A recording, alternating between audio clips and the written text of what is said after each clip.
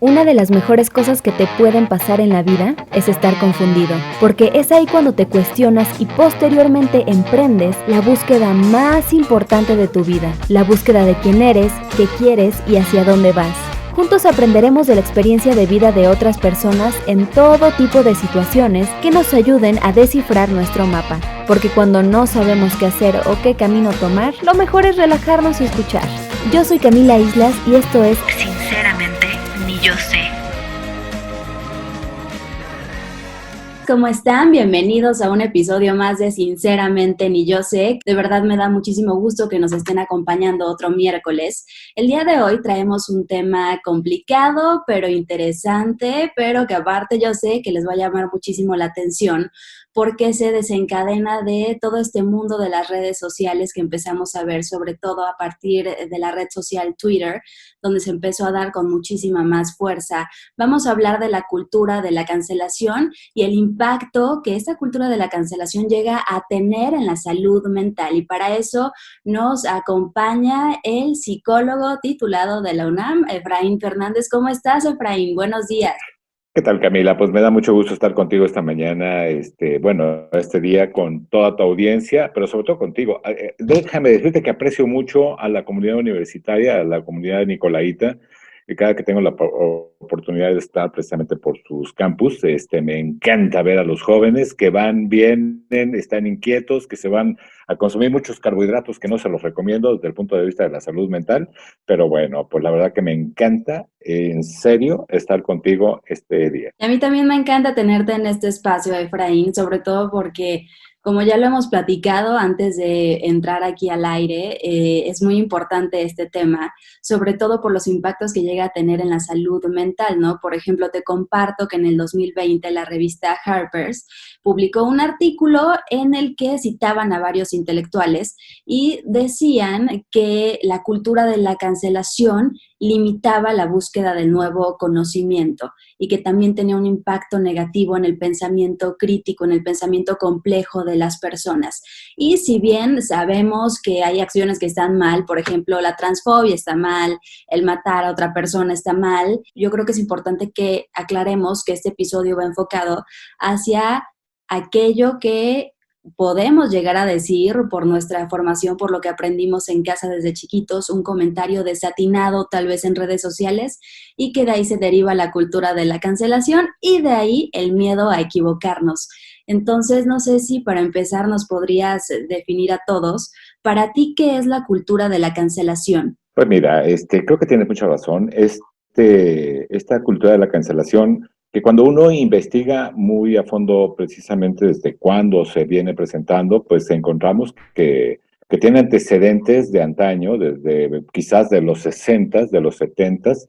El mismo Martin Luther King, precisamente en uno de sus grandes discursos, habla precisamente acerca de este tema y cómo fue, pues precisamente por esta segregación racial existente, no únicamente en aquellas épocas, yo creo que sigue muy presente actualmente y seguimos teniendo expresiones muy lamentables, como por ejemplo señalar, mira, ese indio, esa india, etcétera, que cuando son expresados a través de las redes sociales como el Twitter, pues tenemos precisamente una serie de reacciones donde las personas se sienten ofendidas y por supuesto que cuando lo hace un influencer, pues inmediatamente se viene una andanada para criticar la posición de alguien que no se justifica, por supuesto, pero que tampoco habría que pensar que somos dueños del saber, de el tener esa posibilidad de juzgar a las personas.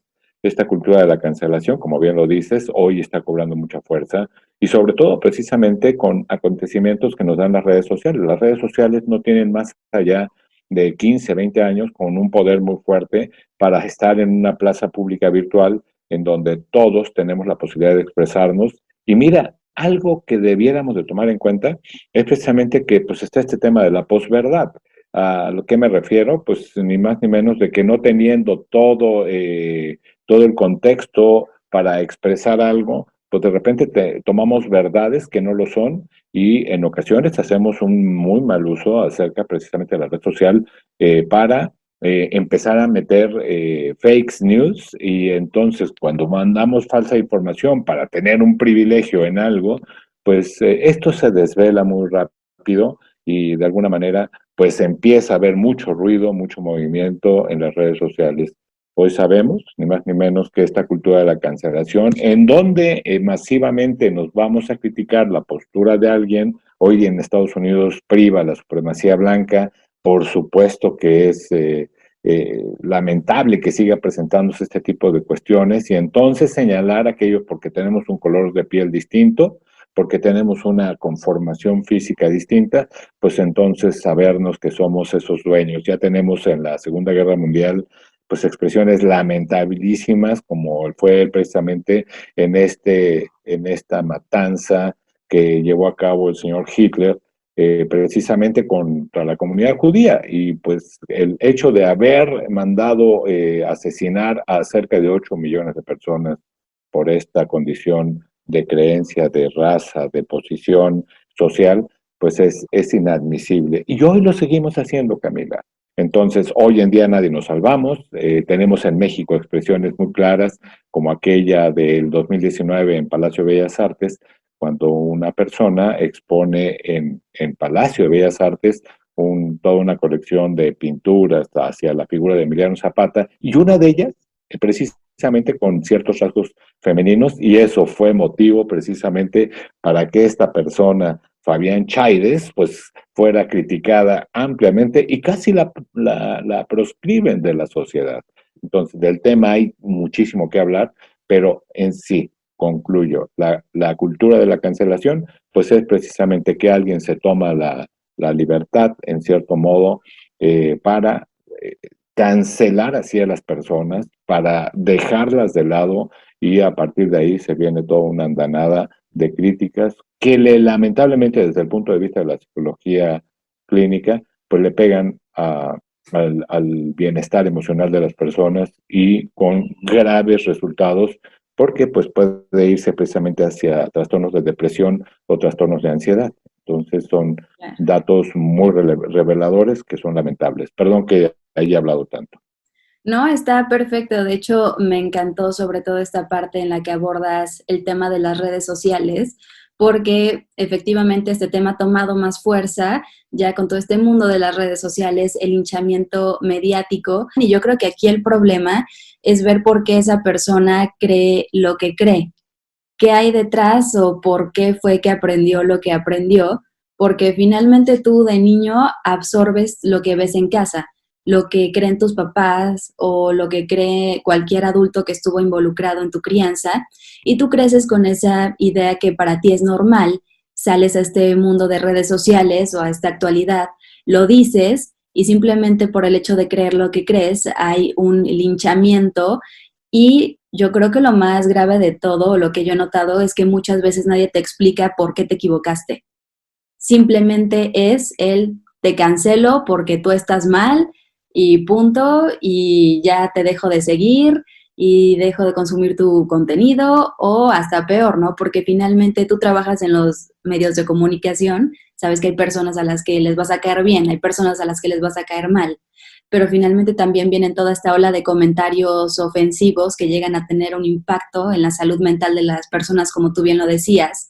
Pero creo que hay todo un trasfondo que vale la pena analizar, ¿no? De por qué solo se le lincha a las personas y nadie les está diciendo, ok, te equivocaste por esto, como que se cancela más bien la condición de ser humano y de tener esta oportunidad de equivocarte, disculparte y remendar tu error. Aquí me gustaría preguntarte, ya que tratemos más a fondo, ¿cuáles son las consecuencias de la cultura de la cancelación, pero en la salud mental? Ya nos comentabas la depresión, la ansiedad, ¿qué más puede pasar? Pues mira, déjame darte un dato que la Organización Mundial de la Salud nos está precisamente informando desde hace más de 2 años, en donde la principal discapacidad de la humanidad va a ser precisamente la salud mental. A lo que me refiero es que está visualizando de manera muy precisa la Organización Mundial de la Salud, y quienes nos dedicamos a esto lo corroboramos. Yo en lo particular puedo decirte que además el dato que te voy a dar, pues creo que ya lo estamos viviendo de manera muy lamentable. La Organización Mundial de la Salud dice que para el 2030 la principal discapacidad será la salud mental en la humanidad.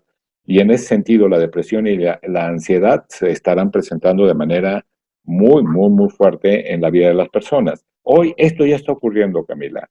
Entonces, cuando tenemos estos problemas de trastornos de depresión, trastornos de ansiedad, trastornos que trastocan precisamente a la manera que consumimos alimentos, en que tenemos conductas hoy muy focalizadas autolesivas, es decir, las personas que empiezan a dañar su propio organismo, su propio cuerpo, el estrés se viene de manera impresionante, muy alto, lo cual, pues, cuando tenemos más de 72 horas de un grado de cortisol muy alto, muy, muy, muy, muy elevado, pues nos produce precisamente serios daños a la salud de los individuos. Las personas ya no quieren salir, no quieren tener contacto, se autolimitan y entonces, bueno, esto es consecuencia de una bajísima autoestima, ¿no? En términos productivos, hay datos muy precisos precisamente que hablan cómo esto está ocasionando pues muchos problemas a las empresas, a las economías de los países, porque cuando la depresión está muy en alto, pues baja la productividad. Hay dos elementos que me gustaría destacar. Por un lado es la hipersensibilidad con la que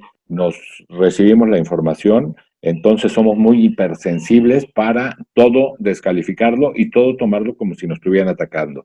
Y entonces viene la contraparte, que es la hiperirritabilidad. Y esto quiere decir que la gente está, ya sabes, muy irascible, ¿no?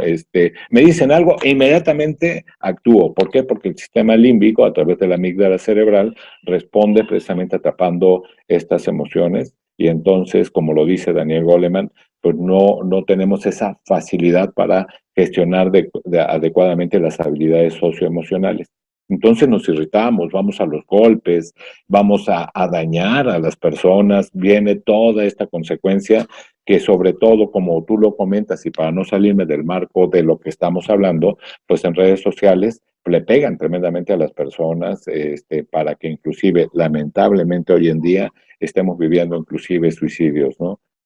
Personas que se quitan la vida porque no aguantan la presión social. En México, como en el mundo, se están incrementando los suicidios, sobre todo entre los jóvenes. Y recordemos precisamente que la generación Z, que nace precisamente cuando entran a la universidad en todo este tema de convivencia con las redes sociales, sobre todo, pues se convierten en nativos precisamente de estos medios y estas plazas públicas, pues son precisamente como tú lo decías hace un momento, ¿no?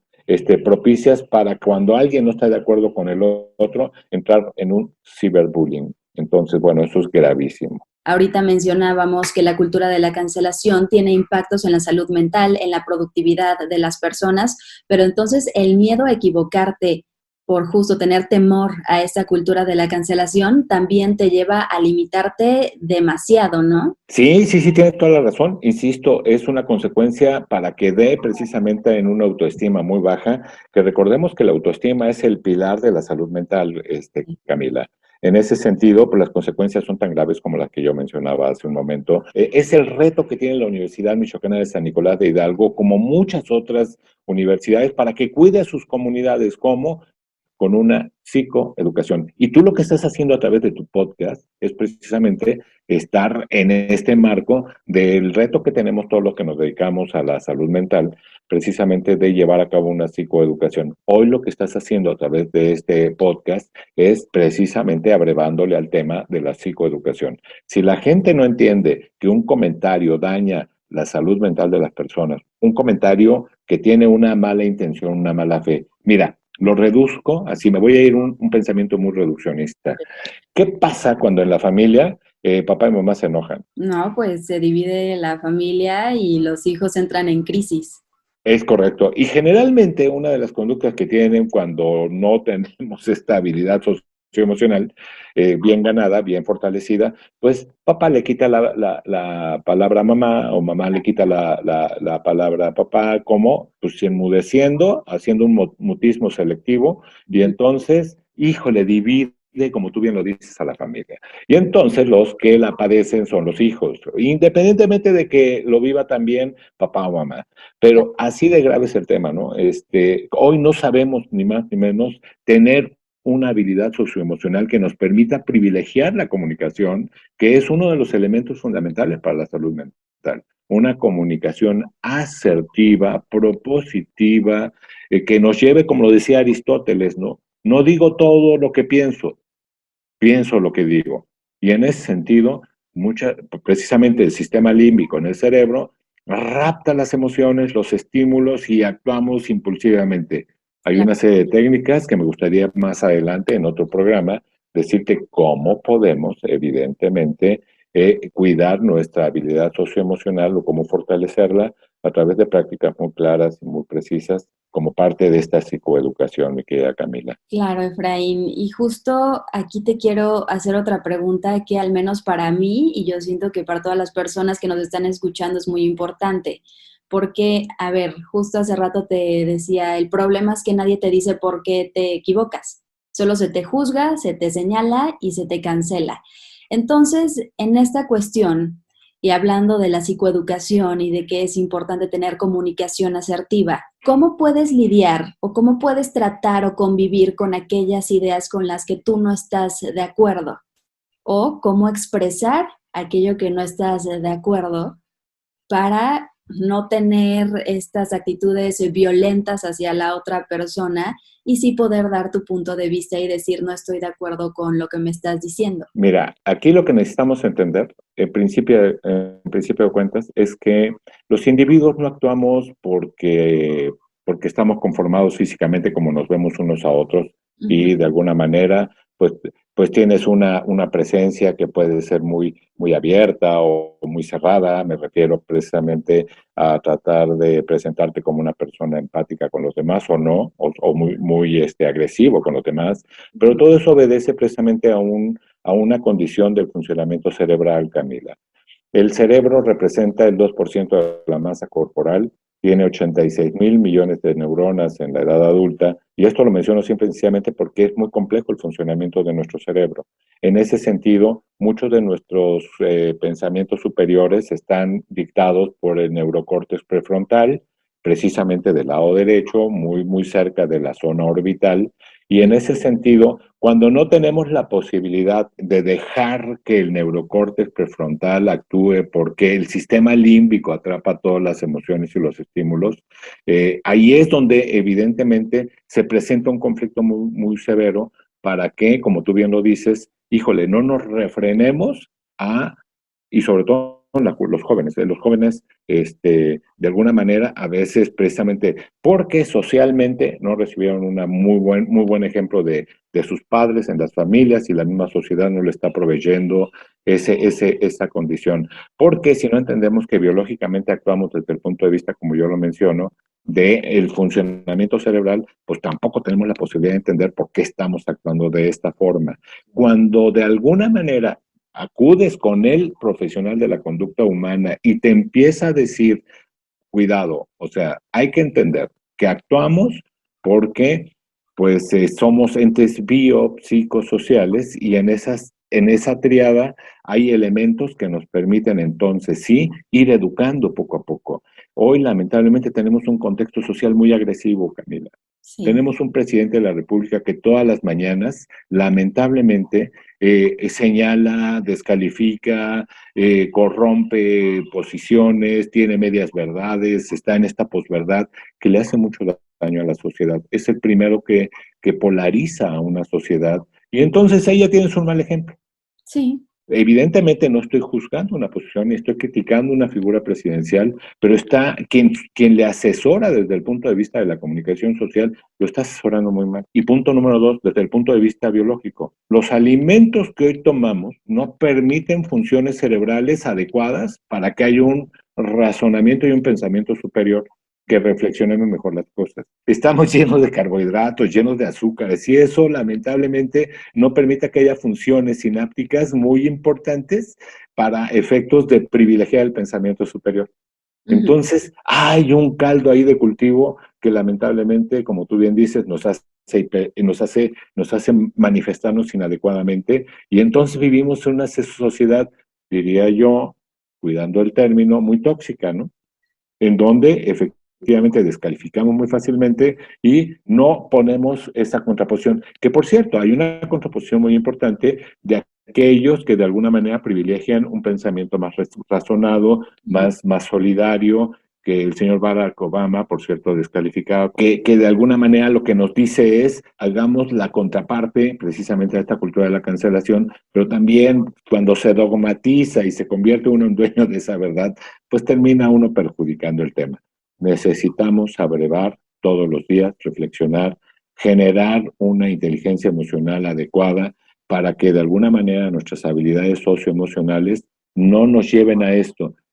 Recuerda, tú lo dices muy correctamente, cultura de la cancelación. La cultura es sin duda alguna la manera en que nos comportamos, en que pensamos, en que estamos conformando nuestro actuar como sociedad.